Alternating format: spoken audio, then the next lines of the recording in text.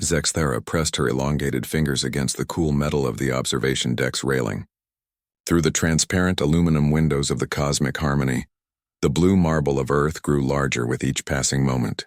The planet looked so ordinary, so unremarkable compared to the thousands of worlds she had catalogued during her 3 centuries as a diplomatic observer for the Altanian Confederation. Another primitive species, she muttered to herself, reviewing the initial scan data on her tablet. The humans had barely managed to establish crude settlements on their moon and the red planet they called Mars.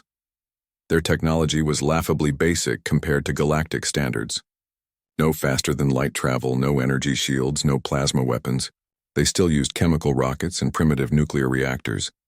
Captain Velnox, the ship's commander, approached with his usual confident stride. His blue-scaled skin caught the light from Earth's sun as he joined Zexthara at the window. "The humans have responded to our greeting transmission," he announced. "They want to meet." Zexthara nodded without surprise. It was always the same with young species. They were eager, excited, and completely unaware of how small they were in the vast galaxy. "Have they sent their leaders?" 2 representatives are approaching in one of their shuttles. A Captain Jake Morrison and Dr. Lisa Grant from something called the Terran Defense Initiative. Velnox chuckled, his throat making a sound like grinding stones. Defense Initiative. How cute. The human shuttle was exactly what Zexthara expected. Boxy, inefficient, and held together with what appeared to be metal bolts. It docked with their ship with all the grace of a falling rock. When the airlock opened, 2 humans stepped through, and Zexthara got her first close look at the species that would soon become another client under Confederation protection. Captain Morrison was a tall man with short brown hair and kind eyes. He wore a simple blue uniform with small metal decorations on his chest. Dr. Grant was shorter, with long black hair tied back and intelligent green eyes behind thin glasses. Both humans looked around the Altanian ship with obvious wonder, but Zexthara noticed they weren't overwhelmed or frightened like most primitive species. "Welcome aboard the Cosmic Harmony," Zexthara said in perfect English, thanks to her translation implant. "I am Zexthara of the Altanian Confederation. We represent over 3,000 civilized worlds across this galaxy." Captain Morrison stepped forward and extended his hand. Zexthara had read about this human greeting ritual and awkwardly shook it. His grip was firm but not aggressive. "Thank you for coming to our system," Morrison said. "We've been hoping for this day for a long time." Dr. Grant smiled warmly. "Your technology is incredible. The way your ship moves through space, the energy readings we detected, it's everything we dreamed contact would be like." Zexthara felt a familiar warmth at the human's obvious admiration. It was always pleasant when primitive species properly appreciated Altanian superiority. She led them to the conference room where Captain Velnox waited with the standard first contact presentation. For the next 3 hours, Zexthara explained how galactic civilization worked. The Confederation maintained peace and order among the stars.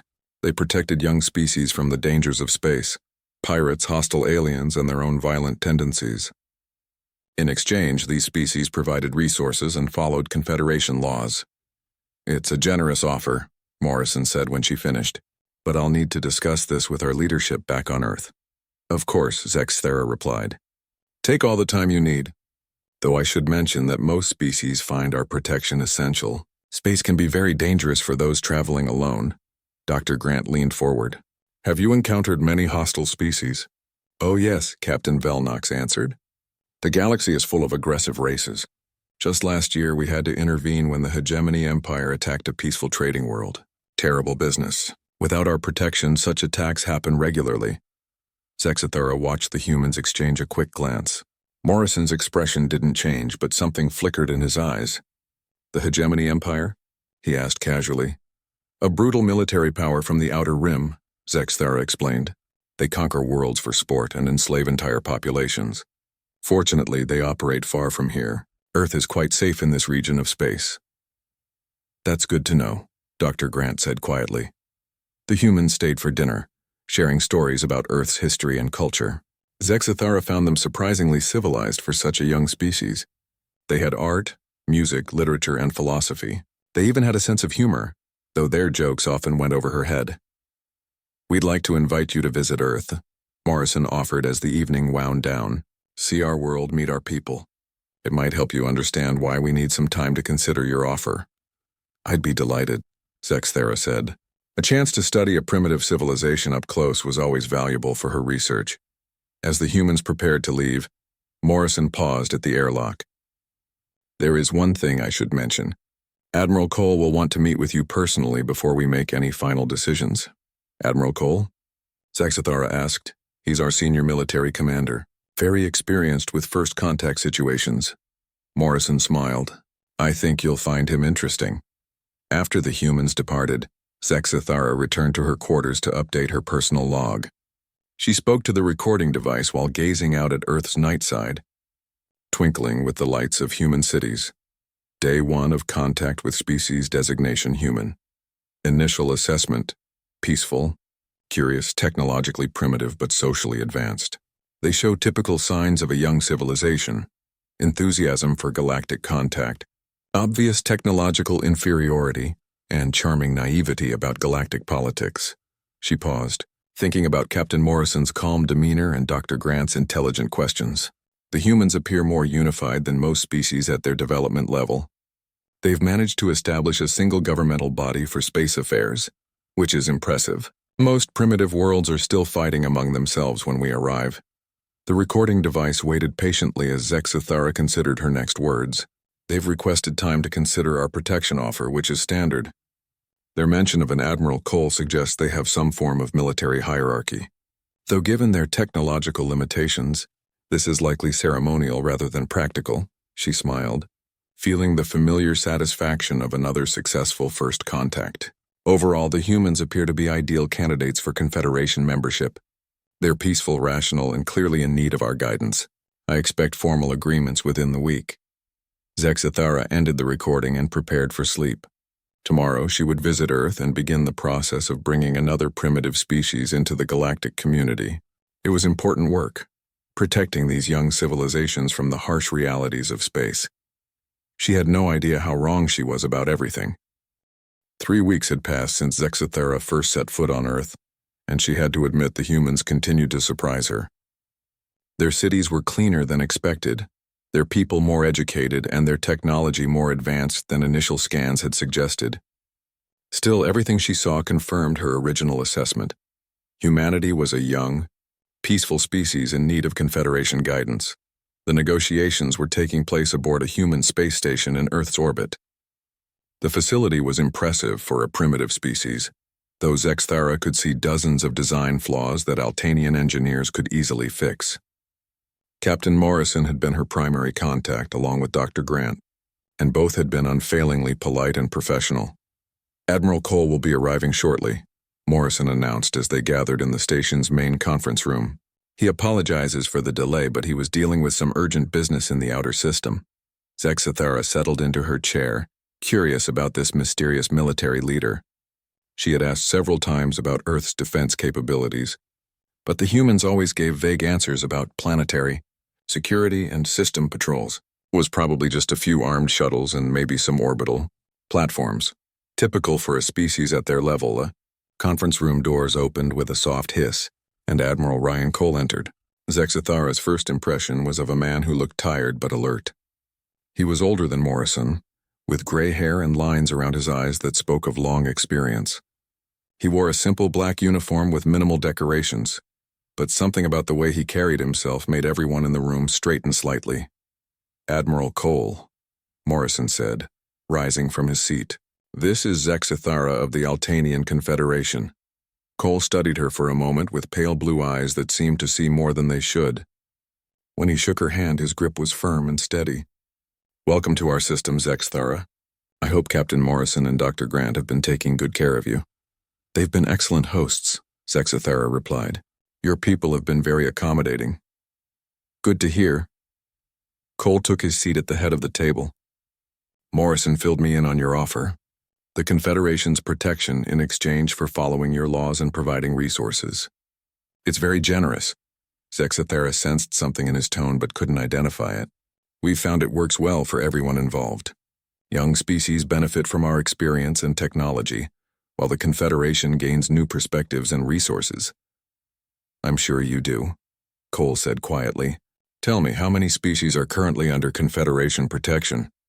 Nearly 800 civilizations across the galaxy, Zexithera answered proudly. Some have been members for thousands of years. Dr. Grant leaned forward. And they all joined voluntarily? Of course, Zexithera said, though she felt a slight discomfort at the question. Some species had required more convincing than others, but that was normal.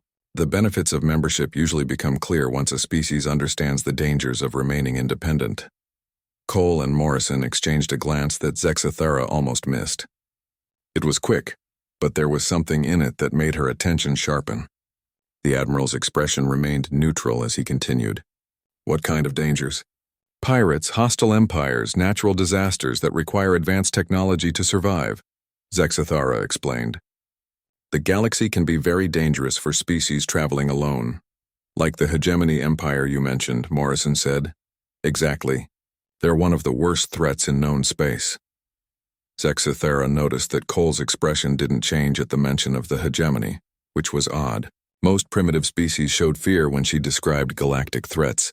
Tell me more about them, Cole said calmly.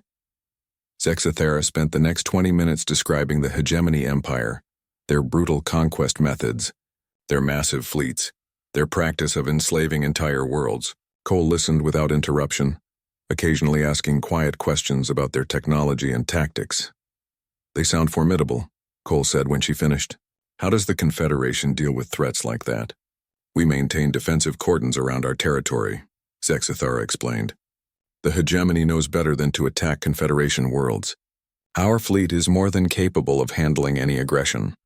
A young human officer entered the room and whispered something to Morrison. The captain's face went pale and he quickly wrote a note and passed it to Cole. The Admiral read it, his expression darkening. Is everything all right? Zexithera asked. Minor issue with one of our outer system patrols, Cole said. Nothing serious. He looked at the young officer. Thank you, Lieutenant Carter. That will be all. Lieutenant Ben Carter started to leave, then paused. Sir, should I alert the Vancouver about the situation? No need, Cole said quickly. The Vancouver is handling other business. But Carter was already speaking. But sir, after the Vancouver incident, I thought standard protocol was to... Lieutenant? Morrison's voice cut through the air like a blade. Dismissed. Carter's face went red as he realized his mistake. Yes, sir. Sorry, sir. He hurried from the room, leaving an uncomfortable silence behind. Zexithera's curiosity was fully aroused now. Vancouver incident. Training exercise that went wrong, Dr. Grant said quickly. Nothing important. But Zexithera had spent 3 centuries reading alien body language, and she could tell when someone was lying. The humans were hiding something, and her diplomatic training told her it was significant. That evening, Zexithera returned to her quarters on the Cosmic Harmony, with her mind racing. She began a careful review of all the data they had collected about humanity, looking for inconsistencies. What she found disturbed her. The humans had claimed their furthest settlements were on Mars, but long-range scans showed artificial structures much further out in the system. When she asked about them, she was told they were automated mining platforms, but the energy signatures were wrong for mining equipment. Human ships had been shadowing Altanian vessels since their arrival, but when confronted, the humans claimed they were escort vessels for diplomatic protection. The problem was, these escorts were using technology that shouldn't exist for a species at humanity's supposed development level. Most concerning of all, when Zexithera tried to access human communication networks to learn more about the Vancouver incident, she found that certain historical records were classified at levels that suggested military secrets, far beyond what a peaceful species should possess. The next morning, Zexithera confronted Admiral Cole directly. You've been lying to us, she said without preamble when they met for breakfast. Cole didn't deny it. He simply poured himself coffee and looked at her with those unsettling pale eyes. About what specifically? Your technology level, your territorial extent, your military capabilities. This Vancouver incident that your people are so nervous about. Zexithera leaned forward. What aren't you telling us? Cole was quiet for a long moment, studying her face. Finally, he set down his coffee cup. You mentioned the Hegemony Empire yesterday. What about them? You said they operate far from here, that Earth is safe in this region of space. Cole's expression was completely neutral. What would you say if I told you that's not true? Zexathera felt a chill run down her spine. What do you mean? I mean the Hegemony Empire has been operating in this region for over 60 years, Cole said quietly. In fact, they've been quite active here. That's impossible. Your surveys show what we wanted them to show. Cole's interruption was gentle but firm. We've been very careful about what information gets transmitted where. Zexathera stared at him. You're saying you've had contact with the Hegemony? Cole smiled, but it wasn't a pleasant expression. Contact is one way to put it. He stood up and walked to the window, looking out at Earth below. Tell me, Zexathera, in all your diplomatic experience, what happens when a supposedly primitive species turns out to be more advanced than they appeared? That doesn't happen, Zexathera said weakly, doesn't it? Cole turned back to her. What if I told you that humanity has been fighting the Hegemony Empire for 50 years? What if I told you that we've been winning? The room seemed to spin around Zexathera. You're lying, am I? Cole returned to his seat. Lieutenant Carter mentioned the Vancouver. Do you know what the Vancouver is, Zexathera? She shook her head, not trusting her voice. It's one of our dreadnoughts, 12 kilometers long, armed with weapons that could crack a moon in half. Cole's voice remained conversational, but his eyes were cold as winter. Last month it destroyed an entire Hegemony battle fleet. 47 ships. No survivors. Zexathera felt her worldview crumbling. But your technology, your scans showed exactly what we wanted them to show, Cole finished. We've gotten very good at appearing primitive, Zexathera. It's amazing how much people will tell you when they think you're harmless. The implications hit her like a physical blow. If humanity had been fighting the Hegemony for decades, if they had been winning, then everything she thought she knew about this species was wrong. Everything. Admiral Cole led Zexathera through a series of corridors she had never seen before on the human station. Her mind was still reeling from his revelations about the Hegemony, but she was about to discover that everything she thought she knew about humanity was just the beginning of her shock. Where are we going? She asked as they entered what appeared to be a restricted section. To show you the truth, Cole replied simply. I think it's time you understood what humanity really is. They stopped at a heavily secured door that required multiple biometric scans. When it opened, Zexathera found herself looking into a military command center unlike anything she had expected from a primitive species. Dozens of humans worked at advanced computer stations, and the main display showed a three-dimensional map of the entire solar system. But it wasn't the same solar system she had been studying for 3 weeks. Commander Turner, Cole called to a tall man with short blonde hair. Show our guest the real picture. Commander Alex Turner nodded and began manipulating the display. Suddenly, the empty space between planets lit up with thousands of contacts, ships, stations, defensive platforms, and installations that had been completely invisible to Altanian sensors. How is this possible? Zexathera whispered. Stealth technology, Turner explained. We learned early that hiding your true strength is often more valuable than displaying it. Every major power in the galaxy underestimates us because we want them to. Cole gestured to the display. What you're seeing is humanity's real presence in this system. 300 combat vessels, 47 major installations, and defensive networks that could stop anything short of a galactic fleet. Zexathera studied the display with growing horror. The humans hadn't just hidden a few extra ships. They had concealed an entire military infrastructure. But why? Why hide all of this? Because 60 years ago we learned a hard lesson about galactic politics, Cole said grimly. Commander Turner, tell her about first contact. Turner's expression grew dark. 2327. The Hegemony Empire arrived at our first colony world, New Boston. Population 2 million civilians. The Hegemony commander sent us a simple message, surrender or die. What happened? Zexathera asked, though she dreaded the answer. The colonists tried to surrender, Turner continued. The Hegemony killed them anyway. Men, women, children, everyone. They broadcast the massacre across our communication networks with another message. Earth had 30 days to submit to Hegemony rule or face the same fate. Cole's jaw tightened. That was our introduction to galactic civilization. No warnings, no negotiations, no mercy. Just pure aggression from a species that saw us as easy prey. But surely other galactic powers intervened, Zexathera said weakly. The Confederation, or no one came, Turner said bluntly. We sent distress calls to every known civilization. We begged for help, for protection, for anything. The response was always the same: deal with it yourselves or submit to a protection agreement. Zexthara felt sick. She had seen this pattern before in Confederation records, but she had always believed the official reports that claimed they arrived too late to help. So we did deal with it ourselves, Cole said. The hegemony expected us to crumble after New Boston. Instead, we got angry. Turner activated another section of the display, showing ship designs that made Zexathera's blood run cold. These weren't the crude vessels she had observed. They were sleek, deadly, and obviously designed for one purpose: war. We reverse-engineered every piece of hegemony technology we could capture, Turner explained. Then we improved it. Turns out when a species is fighting for its survival, they can be very creative. A new voice joined the conversation. Creative is one way to put it. Zexathara turned to see a woman with red hair and engineer's coveralls approaching. Chief Engineer Maya Rodriguez, she introduced herself. I was part of the team that designed our first real warships.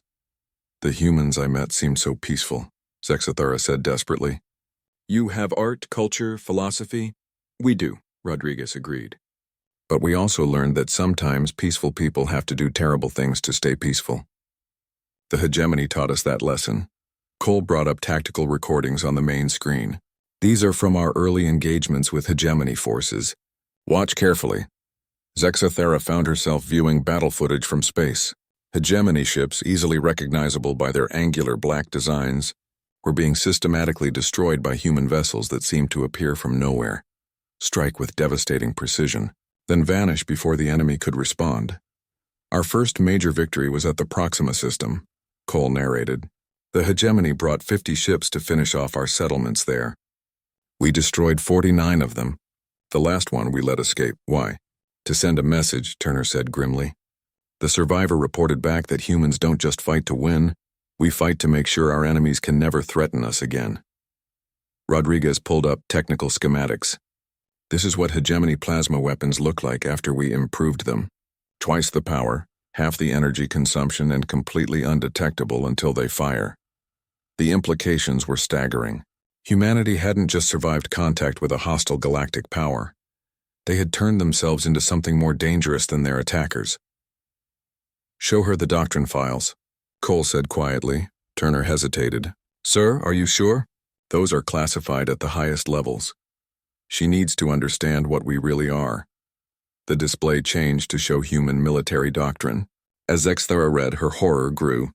Humanity didn't just fight defensive wars. They had developed strategies for completely eliminating threats. Total warfare, scorched earth tactics, planetary sterilization protocols. You've destroyed entire worlds, she whispered. Hegemony worlds, Cole corrected. Military targets? Industrial centers. Slave processing facilities. His voice hardened. Every world we hit was directly involved in the machinery of conquest and oppression. But the civilian populations were evacuated first, Rodriguez said firmly. We're not monsters, Zexthara. We don't kill innocents. But we learned early that half measures just prolong the suffering. Turner brought up a star chart showing the current state of hegemony territory. Large sections were marked in red, worlds that no longer existed. 43 hegemony systems have been rendered uninhabitable. Another 67 have been liberated and their populations freed. This is impossible, Zexathara said. The hegemony empire has millions of ships, countless worlds. Had, Cole interrupted. Past tense. As of last month, hegemony military strength is down to about 15% of what it was when they first attacked us. We've been systematically dismantling their empire for 50 years, Turner added. Ship by ship, world by world, until they're no longer a threat to anyone. Zexthara looked around the command center with new eyes. These weren't primitive beings playing at war. They were the most efficient military force she had ever encountered. How many people know about this? In the galaxy? Almost no one, Cole said. We've been very careful to make our victories look like hegemony defeats from internal conflicts or pirate attacks. The last thing we want is for other galactic powers to realize what we're capable of. Until now, Rodriguez added. The Admiral decided you needed to know the truth. Why? Zexthara asked. Cole's expression was unreadable. Because the Confederation isn't as different from the hegemony as you think it is. You offer protection in exchange for submission. You maintain order through superior force. You exploit weaker species while calling it cooperation. That's not true, Zexathera protested, but her voice lacked conviction. Isn't it? Turner pulled up Confederation records that Zexathera recognized. 800 protected species. How many of them can leave the Confederation if they want to? How many have real representation in your government? How many benefit from the resources they provide versus what they receive back? Zexathera couldn't answer because she knew the truth. The Confederation was indeed different from the hegemony. They were more subtle, more civilized in their methods. But the end result was the same. The strong dominated the weak. We've been watching you too, Cole said quietly. For 60 years, humanity has been studying every galactic power, learning their strengths and weaknesses, understanding how they operate. And? Zexathera asked, though she feared the answer. Cole's smile was cold and sharp. And we've decided that the galaxy needs to change. In that moment, Zexathera finally understood the true scope of what she was facing. Humanity hadn't just defeated the hegemony empire. They had been preparing to challenge the entire galactic order. Every major power, including the Confederation, was about to discover that the primitive species from the third planet of an unremarkable star system was actually the most dangerous force in known space. The war nobody knew about was almost over. The war everyone was about to learn about was just beginning. The alarms began wailing at 347 hours ship time. Zexathera bolted upright in her quarters aboard the human station, her heart racing as the emergency lights bathed everything in red. Through her window, she could see ships moving in the distance. Lots of ships. She dressed quickly and rushed to the command center, where she found organized chaos. Human officers moved with practiced efficiency, while displays showed incoming contacts from the edge of the solar system. Admiral Cole stood at the center of it all, calm as a mountain lake. What's happening? Zexathera demanded. The hegemony's final gambit, Cole replied, without taking his eyes off the tactical display. Supreme Commander Vexcal has arrived with everything he has left. Commander Turner looked up from his station. Long-range scans show 1,200 ships. Dreadnoughts, cruisers, destroyers, and support vessels. It's their entire remaining fleet. Zexathera stared at the numbers in horror. They're going to destroy Earth. That's the plan, Cole agreed. Vexcal knows we've been bleeding his empire dry. This is his last chance to end the war with a decisive victory. You have to evacuate the planet, Zexathera said desperately. Get your people to safety. No. Cole's voice was firm. We're done running. Lieutenant Ben Carter, the young officer who had accidentally mentioned the Vancouver weeks earlier, approached with a communication tablet. Sir, incoming transmission from the hegemony flagship. Put it through. The main display changed to show a reptilian face that Zexathera recognized from intelligence files.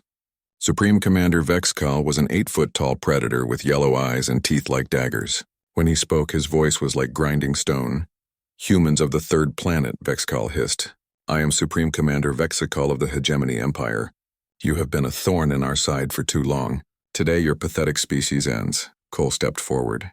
Commander Vexcal, I'm Admiral Ryan Cole of the Terran Defense Force. You're not welcome in our system. Vexical's laugh was like breaking glass. Admiral? You primitives and your titles. I have 1,000 ships at my command. What can you possibly do against such power? You're about to find out, Cole said calmly. He nodded to Turner. Execute Protocol Zero.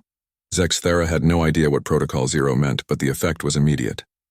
Every human in the command center straightened, their faces becoming masks of cold determination. Turner's fingers flew over his console, sending signals across the solar system. Protocol Zero confirmed, he announced, all assets responding. On the tactical display, Zexathera watched in amazement as the seemingly empty space around them came alive. Ships began appearing everywhere, not just the few hundred she had been shown before, but thousands of them. They materialized from asteroid fields, gas giant atmospheres, the surfaces of moons, and places that should have been impossible to hide anything. How many ships do you have? She whispered. Enough, Cole replied. The hegemony fleet was now visible to the naked eye, a dark cloud approaching Earth. Vexcal's voice came through the speakers again. Impressive stealth technology, humans. But numbers don't lie. You have perhaps 2,000 ships. I have ruled the galaxy for 3 centuries. Your courage is admirable but futile. Cole activated his communication system. All ships, this is Admiral Cole. Today we finish what they started 60 years ago. Show them what happens when you threaten humanity. What followed was the most one-sided battle Zexithara had ever witnessed. The human fleet didn't charge forward like she expected. Instead, they seemed to dance around the hegemony forces, appearing and disappearing like ghosts. When they struck, it was with surgical precision that turned mighty dreadnoughts into expanding clouds of debris. Captain Danny Foster commanded the first attack wave. His ship struck the hegemony vanguard from 6 different directions simultaneously, using weapons that tore through advanced shielding like paper. In 15 minutes, the lead elements of Vexcal's fleet simply ceased to exist. Impossible, Vexcal's voice came through, now tinged with the first hint of uncertainty. Our shields are the strongest in the galaxy. We're the strongest, Turner corrected, though the hegemony commander couldn't hear him. 50 years of captured technology tends to change things. The battle moved into the inner system, where Zexithara got to see humanity's true defensive capabilities. Entire moons opened up to reveal massive weapon platforms. Asteroid bases that had appeared to be mining stations unveiled themselves as fortified gun positions. Even civilian infrastructure joined the fight. Space elevators and orbital habitats, transformed into kinetic weapons that hurled projectiles at impossible speeds. Major Kevin Wright coordinated the planetary defenses with the casual efficiency of someone organizing a dinner party. Under his direction, seemingly peaceful installations became engines of destruction that eliminated hegemony ships faster than their sensors could track. Your people have been preparing for this for decades, Zexithara realized. Since the day they first attacked us, Cole confirmed. Every ship, every station, every piece of infrastructure we built had a secondary purpose. We weren't just rebuilding civilization, we were turning our entire system into a fortress. The hegemony fleet tried to regroup and push through to Earth, but they were fighting an enemy that knew every inch of local space. Human ships appeared from hiding places that shouldn't have existed, struck with devastating accuracy, then vanished before return fire could find them. General Patricia Adams led the ground-based forces that deployed from hidden installations on seemingly dead worlds throughout the system. Her troops didn't fight like conventional soldiers. They fought like surgeons, cutting the hegemony fleet apart piece by piece with precision that bordered on artistry. Sir, Carter reported, the hegemony is down to 60% strength and still falling. Time elapsed? Cole asked. 42 minutes. Zexithara couldn't believe what she was hearing. The most powerful military force in the galaxy was being systematically destroyed in less than an hour. This isn't a battle. It's an execution. Yes, Cole said simply. That was the point. Supreme Commander Vexcal's image appeared on screen again, but now his composure was cracking. What are you? He demanded. No primitive species could possess such technology, such tactics. We're not primitive, Cole interrupted. We never were. We just let you think we were.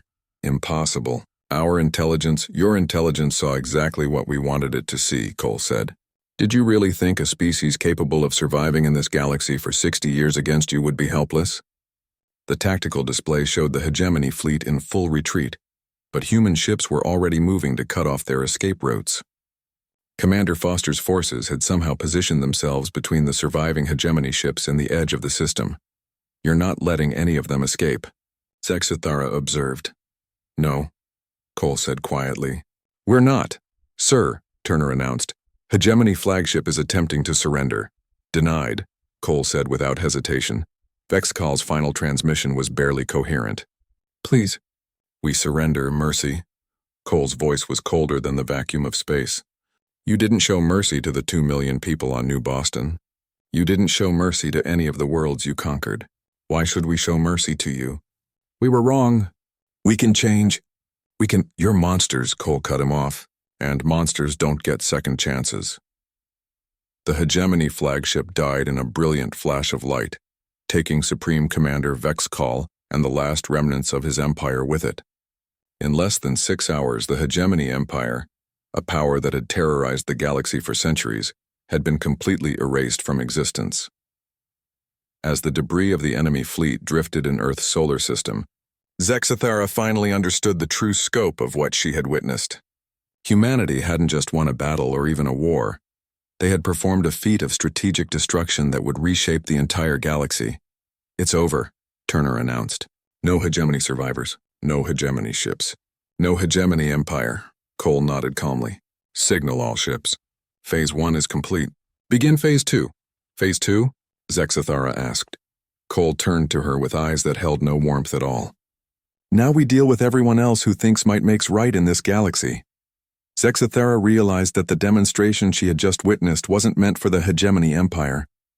It was meant for her, and through her, for the Altanian Confederation and every other galactic power that had built their strength on the subjugation of weaker species.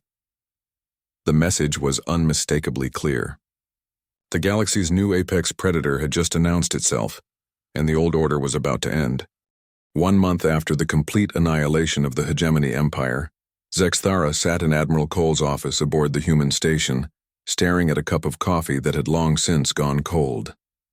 The view outside showed Earth in all its blue-green beauty, but she could no longer see it as the primitive world she had first encountered. Everything had changed. "Your report is quite detailed," Cole said, reviewing the document she had prepared for the Altanian Confederation. "Very thorough. Very honest. I couldn't lie about what I witnessed here," Zexathara replied quietly.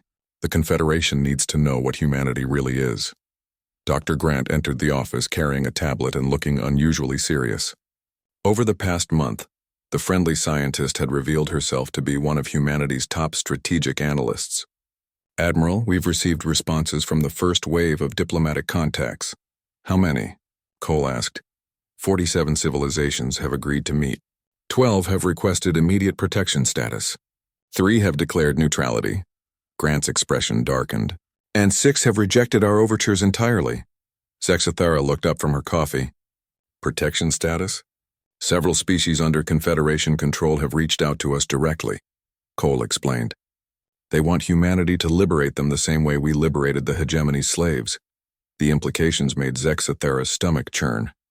"You're dismantling the Confederation." "We're offering people a choice," Cole corrected. "Something they haven't had in centuries." Captain Morrison joined them, carrying intelligence reports that made for disturbing reading. "The Vegan Trade Alliance has mobilized their defense fleets. The crystalline hierarchy is reinforcing their border worlds. The sector lords are calling for a united response to the human threat." "Threat," Cole mused. "Interesting word choice." "You destroyed an entire galactic empire in 6 hours, Zexathara said. Of course they see you as a threat." "Are we threatening them?" Cole asked mildly. Zexathara considered the question. Over the past month, she had seen humanity's true diplomatic approach. They didn't demand tribute or submission. They didn't impose their government on other species. They simply offered a choice: join them as equals or be left alone. "No," she admitted. "You're not threatening them. You're threatening their power over others." "Exactly," Dr. Grant said. "For thousands of years, galactic civilization has been built on exploitation. The strong rule the weak, and everyone accepts it as natural law. Humanity's very existence challenges that assumption." Morrison brought up a holographic display showing the current state of the galaxy. Red zones marked areas where Confederation and other major powers maintained control over client species. Green zones showed regions where humanity had established influence. The green was spreading. "The Altanian Confederation Council is meeting in emergency session," Morrison reported. "They're debating whether to declare war on humanity or negotiate a peaceful transition. What will you recommend to them?" Cole asked Zexathara. She had been dreading this question for weeks.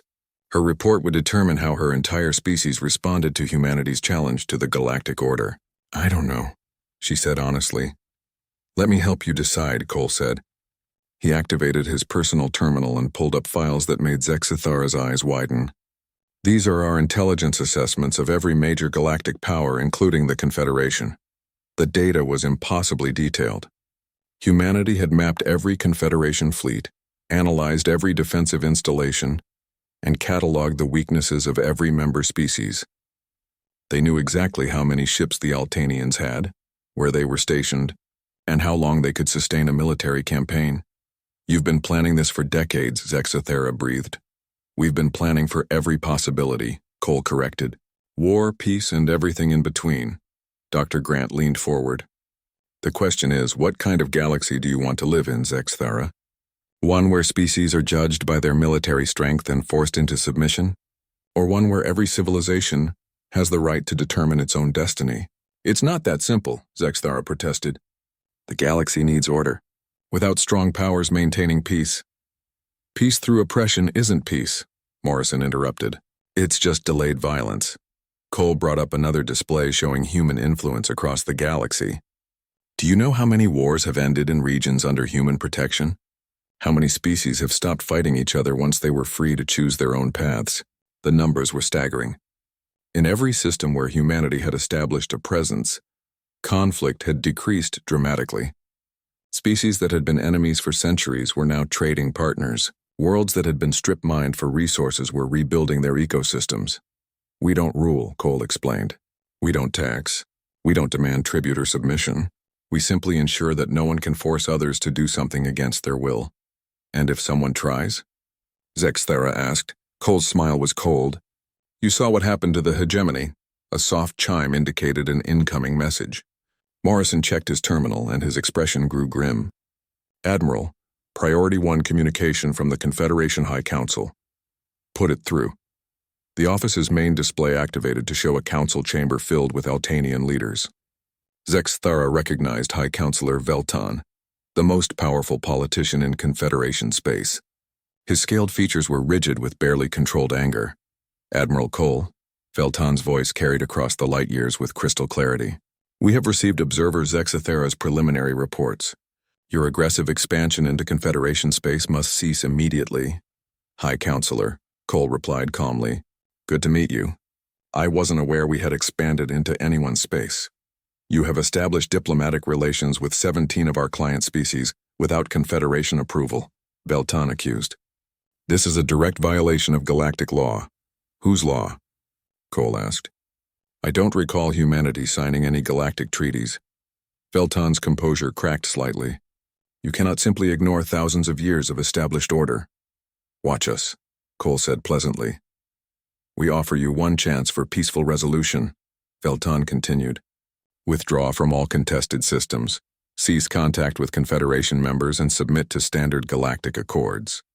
In exchange, we will grant you protected status within our sphere of influence. The office was deadly quiet. Zexthara held her breath, knowing that Cole's next words would determine the fate of galactic civilization. Cole's response was soft and measured. High Counselor, I'm going to explain something to you very carefully. The age of galactic empires is over. The age of forced servitude is over. The age of the strong exploiting the weak is over. You cannot dictate terms to powers that have ruled for millennia, Veltan snarled. I'm not dictating anything, Cole replied. I'm simply informing you of the new reality. Every species in this galaxy has the right to choose their own government, their own alliances, their own destiny. Any power that tries to deny that right will be removed. Removed? Veltan's voice rose. You think your primitive fleet can challenge the combined might of galactic civilization? Cole gestured to Morrison, who brought up tactical displays showing the current disposition of human forces throughout the galaxy. Zexthara gasped as she saw the scope of humanity's hidden expansion. They weren't just in one system anymore, they were everywhere. High Counselor, Cole said conversationally. As we speak, human ships are positioned within strike range of every major Confederation installation. Your homeworld, your fleet bases, your industrial centers, all of them are currently targeted by weapons you cannot detect or defend against. Veltan's face went pale. You're bluffing, am I? Cole nodded to Morrison again. On the display, a Confederation listening post on the edge of their territory simply vanished in a brief flash of light. That was a demonstration. The next one will be a fleet base. This is war, Veltan whispered. No, Cole corrected. This is a choice. You can either adapt to the new reality or be replaced by someone who will. Your member species are already choosing freedom over servitude. The question is whether the Confederation Council will accept their decision gracefully or force us to make that decision for them. The transmission ended abruptly, leaving the office in silence. After a long moment, Zexthara spoke. You're going to destroy us too. Only if you force us to, Cole said sadly. We'd much rather the Confederation evolved into something better. And if we refuse? Cole's expression was infinitely patient but utterly implacable. Then in 5 years, there won't be an Altanian confederation. There will just be free Altanian worlds choosing their own path. Dr. Grant turned to Zexithara. The question is, do you want to be part of building something better, or do you want to be swept away defending something that was never right to begin with? Zexithara looked out at Earth again, seeing it with eyes that had been forever changed. She thought about the thousands of species suffering under Confederation rule, the resources extracted from their worlds, the freedom they had never been allowed to taste. "What would you need from me?" she asked quietly. Cole smiled, and for the first time since she had met him, it was genuinely warm. "Help us show your people that there's a better way. Help us build a galaxy where no one kneels to anyone else." 6 months later, Zexithara stood on the observation deck of a human.